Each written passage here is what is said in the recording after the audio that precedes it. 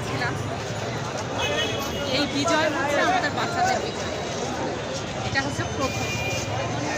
আর আমার জন্ম স্বাধীনতা মানে 75-এরও পরে আমি আমার মায়ের মুখ থেকে স্বাধীনতার গল্প শুনেছিলাম। আর 5 আগস্ট হচ্ছে আসল স্বাধীনতার স্বাদ পেলাম। আমি আমার ছেলের সাথে রাস্তায় ছিলাম, স্বাধীনতার যে স্বাদ, এই স্বাদ পেলাম আমি হচ্ছে 5 আগস্ট। এইটা আসলে ভোলার মতো না। এই আনন্দ, এই অনুভূতি সারা বাংলার, আসলে বাংলাদেশ আবার নতুন করে আমাদের সন্তানেরা, আমি গর্ব উপলব্ধ করি যে এই প্রজন্মের ছেলে আমি আমার পেটে ধারণ করেছি।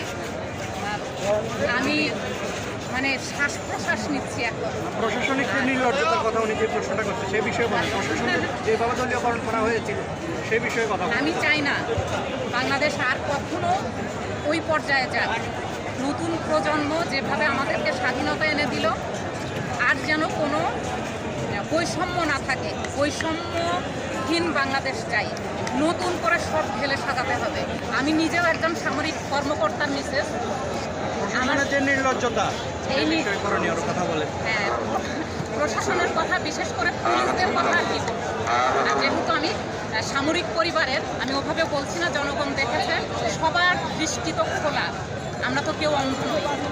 এবং সেইটা থেকেই আমি শুরুর দিন থেকে পথে ছিলাম। মানে প্রশাসনে কেমন পরিবর্তন প্রয়োজন?